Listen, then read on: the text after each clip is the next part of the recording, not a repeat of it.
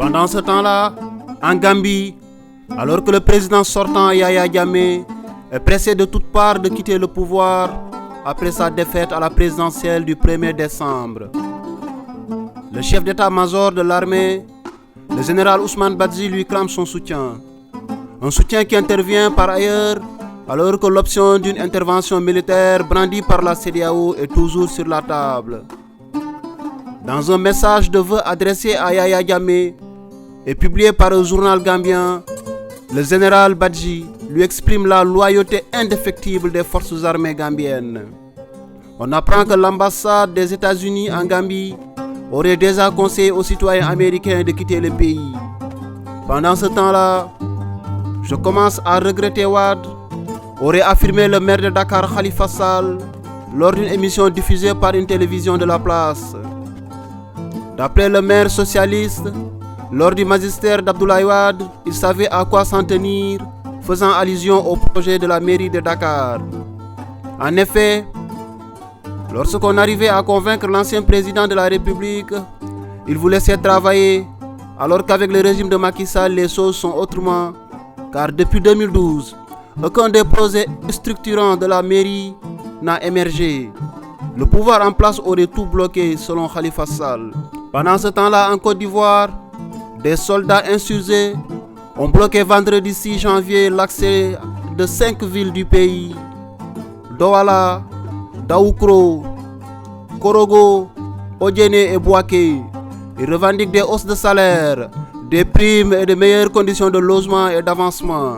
Ce samedi 7 janvier, de nouveaux tirs ont été entendus à Abidjan et Bouaké dans la matinée où le ministre de la Défense, Alain Richard Donoué, est arrivé en milieu d'après-midi. La mutinerie est partie de Bouaké avant de gagner 4 autres villes du pays. Les cadres de cette ville, le sous-préfet, l'archevêque et le maire, ont tenté pendant plus de 6 heures de persuader les mutins de regagner les camps. Le chef de l'État Alassane Ouattara aurait parlé au téléphone vendredi soir avec les mutins avant de s'envoler ce samedi matin pour Accra pour assister à l'investiture de son homologue ghanéen Nana Akufo-Addo. Pendant ce temps-là, en Guinée-Conakry, le collectif des partis politiques de l'opposition suspend sa participation aux travaux du comité de suivi. Ce comité est chargé de l'application de l'accord politique interguinéen du 12 octobre dernier. Le collectif amené par l'Union des forces démocratiques de Guinée, UFDG, proteste contre ce qu'il appelle la violation de l'accord par le camp présidentiel. En toile de fond, des dissensions à propos du nouveau code électoral qui n'a pas été adopté par les députés, ce qui remet en cause la tenue des élections locales et communales prévues initialement le mois prochain. Le mercredi 4 janvier, la session budgétaire de l'Assemblée nationale a été clôturée sans que le nouveau code électoral n'ait été examiné en plénière et encore moins adopté. Pour l'opposition, c'est une violation flagrante de l'accord du 12 octobre, une façon de le torpiller. Une session extraordinaire de l'Assemblée nationale pourrait être convoquée en février prochain. Pendant ce temps-là, Nana Akufo-Addo est intronisé président du Ghana ce samedi 7 janvier après sa victoire au scrutin du 7 décembre avec 53% des voix. Il entend relancer l'économie et lutter contre la corruption. Sa tâche s'annonce lourde, mais Nana Akufo-Addo n'a pas la réputation de baisser les bras facilement. Il rêvait de faire du cinéma. Nana Akufo-Addo a plutôt fait de la politique. Pas étonnant, sur les 6 pères du Ghana indépendant, ce qu'on surnomme les Big Six, les 6 grands, 3 sont des membres de sa famille. Son père a même été président du Ghana au début des années 1970, mais le nouveau président est très attendu sur le terrain politique. En effet, la monnaie nationale, le cedi, a perdu près de la moitié de sa valeur face au dollar. Le niveau d'endettement élevé du pays commence à inquiéter et le chômage des jeunes devient de plus en plus préoccupant. Pendant ce temps-là, l'assistance alimentaire en péril en Centrafrique le Programme alimentaire mondial PAM a annoncé qu'il ne sera plus en mesure de fournir d'aide alimentaire à partir de la fin du mois de janvier, faute de ressources financières suffisantes. L'organisation qui planifiait de fournir une assistance vitale à 700 000 personnes a dû réduire sa cible à 400 000 bénéficiaires avec des ratios alimentaires réduites. Pendant ce temps-là, 7 prix Nobel appellent Barack Obama à rendre justice aux Sagochiens avant son départ de la Maison-Blanche le 20 janvier. Dans une lettre adressée au président des États-Unis, ces prix Nobel rappellent que ce peuple a été déporté de l'archipel des Chagos par les Britanniques en présence des Américains. Ils ont été déplacés à Maurice et aux Seychelles de 1968 à 1973 pour permettre la construction de la base américaine de Diego Garcia, un lieu hautement stratégique dans cette partie du monde. Depuis 50 ans, les Chagossiens luttent pour retrouver leur terre. Ils ont promis cette année de faire savoir au monde et par tous les moyens possibles l'injustice qu'ils subissent depuis 50 ans, qu'ils vivent en exil. Ils espèrent que l'appel des 7 prix Nobel rendra leur cause plus audible. Pendant ce temps-là, en Afrique du Sud, le parti au pouvoir, l'ANC, s'apprête à fêter ses 105 ans d'existence. Le président de la République, Jacob Zuma, qui est également président du mouvement, doit s'exprimer ce dimanche 8 janvier au stade de Soweto. Un grand rassemblement est prévu pour mobiliser les sympathisants du parti, et cela alors que l'ANC vient de vivre une année particulièrement difficile. L'année 2016 aura été catastrophique pour l'ANC. Le mouvement a souffert des différents scandales impliquant son président Jacob Zuma. Et lors des élections locales, il y a quelques mois, le parti est tombé à son plus bas niveau historique, obtenant tout juste 54% des suffrages. 2017 va être crucial. L'ANC est à un tournant dans son histoire. Soit il réussit à rectifier ses erreurs, ou il risque de devenir un vieux parti de libération et perdre les prochaines élections. Pendant ce temps-là, en République démocratique du Congo, Gabriel Kuyungu Wakumvanza, l'un des ténors de l'opposition et représentant du rassemblement au Katanga, a comparu pendant près d'une heure le jeudi 5 janvier devant les magistrats instructeurs du parquet général de Lubumbashi. Le président de l'Union nationale des fédéralistes du Congo, UNAFEC, est accusé d'offense au chef de l'État. L'offense au chef de l'État aurait eu lieu le 20 avril 2016 selon le procureur général de Lubumbashi, sauf à cette date, Gabriel Kuyungu Wakumvanza n'a fait aucune déclaration publique selon son avocat. Si de tels propos ont été tenus, ce qu'il conteste, c'est donc dans un cadre privé, estime maître Hervé Diakissé, avocat de l'accusé. L'affaire n'en est encore qu'au stade de l'instruction préjuridictionnelle. Pendant ce temps-là, figure majeure de la scène politique portugaise pendant une quarantaine d'années, considéré comme le père de la démocratie au Portugal, l'ancien président socialiste Mário Soares est décédé ce samedi à l'âge de 92 ans. Il avait été hospitalisé le 13 décembre dernier alors qu'il présentait des signes d'aggravation générale de son état de santé.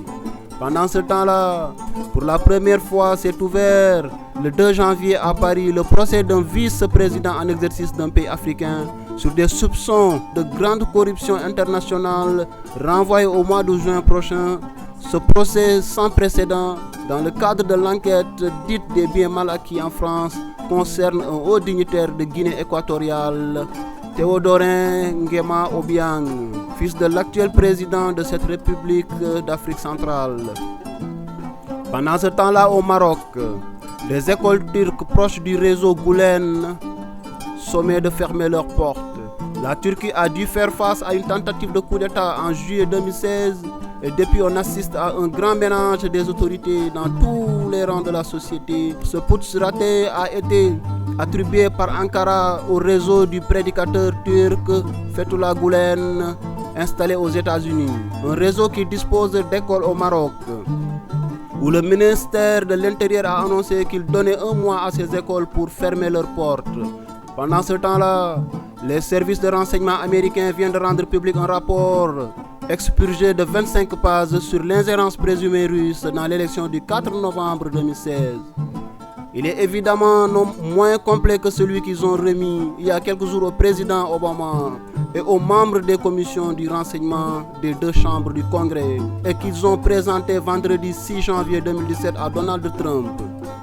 Mais il donne tout de même aux Américains une idée de ce que les experts ont découvert. Pour les services américains, pas de doute, le président Poutine lui-même a ordonné une campagne d'influence visant moins à favoriser l'élection de Donald Trump qu'à assurer la défaite d'Hillary Clinton, à qui le numéro 1 russe n'aurait jamais pardonné d'avoir organisé des manifestations contre son régime fin 2011 et début 2012. Selon ce rapport, la Russie continue présentement ses activités de piratage aux États-Unis et Moscou va probablement les étendre à d'autres pays qui vont tenir prochainement des élections.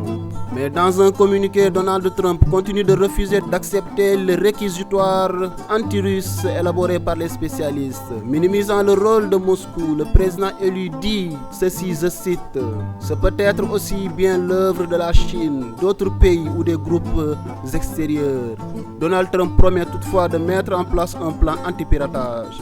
Pendant ce temps-là, la vague de froid qui traverse l'Europe a tué plusieurs personnes vivant dans la rue en l'espace de 48 heures. En Russie, où la température a atteint moins 24 degrés, à Saint-Pétersbourg, la police a retrouvé le corps d'un homme mort par hypothermie dans la nuit du vendredi au samedi. En Pologne, 10 personnes ont péri en raison des températures qui sont tombées en dessous de moins 20 degrés dans certaines régions. En Italie, 7 personnes, dont 5 sans-abri, et parmi eux 2 Polonais, sont mortes en dépit des mesures prises dès la semaine dernière pour les accueillir avant la chute du thermomètre jusqu'à moins 10 degrés par endroit. Pendant ce temps-là, abandonner les prisons brésiliennes soumises à la guerre des gangs. 2 récents massacres ont mis en lumière l'état déplorable du système carcéral. Sur fond de guerre de gangs, les autorités se renvoient la balle. 4 jours à peine séparent les 2 massacres, laissant le Brésil interdit, effrayé et honteux quant à l'état effroyable de ses prisons. Vendredi 6 janvier à l'aube, 33 corps, la plupart décapités ou démembrés, gisaient dans une mare de sang dans les couloirs du pénitencier agricole de Monte Cristo, près de la ville de Boa Vista. Le ministre de la Justice a écarté l'hypothèse d'un règlement de compte entre gangs rivaux. Je cite, nous n'avons pas perdu le contrôle de la situation. Fin de citation, a-t-il assuré. Pendant ce temps-là, dans le sud-ouest de la France, les petits éleveurs de canards sont en colère suite à une campagne d'abattage préventif d'une ampleur inédite. Ils dénoncent le manque d'informations. Dans le département du Gers, le plus touché du sud-ouest avec 150 communes concernées et près de 80 exploitations, la grippe aviaire version H5N8 va faire près d'1 million de victimes dans les élevages palmipèdes en plein air. Pendant ce temps-là, Riyad Mahrez est entré dans la légende du football algérien. Ce 5 janvier 2017 à Abuja, désigné joueur africain de l'année 2016, le sociétaire de Leicester City en Angleterre est le premier joueur algérien à remporter cette prestigieuse distinction individuelle décernée par la Confédération africaine de football. Lors de cette cérémonie, le trophée de meilleur arbitre a été décerné au Gambien Bakary Papa Gassama et celui d'équipe nationale masculine de l'année à l'Ouganda. Dans le 11 africain de l'année 2016, seuls 2 joueurs sénégalais sont retenus. Il s'agit de Sadio Mané et Kalidou Koulibaly qui évoluent respectivement à Liverpool et Naples. Pendant ce temps-là, le Sénégalais Aboubakry Mbodj, président de la rencontre africaine pour la défense des droits de l'homme RADDHO, est mort ce jeudi 5 janvier à Paris des suites d'une longue maladie. Au Sénégal, la RADDHO est l'une des organisations phares en matière de défense des droits de l'homme. Anthropologue et sociologue, Aboubakry Mbodj était depuis 2012 le président de la RADDHO. La rencontre africaine pour la défense des droits de l'homme est une organisation panafricaine créée en avril 1990 par des enseignants et chercheurs de l'université Cheikh Anta Diop de Dakar. Pendant ce temps-là, le temps passe et s'écoule. Man Viviane, maa ngi seetaan telesenegal.com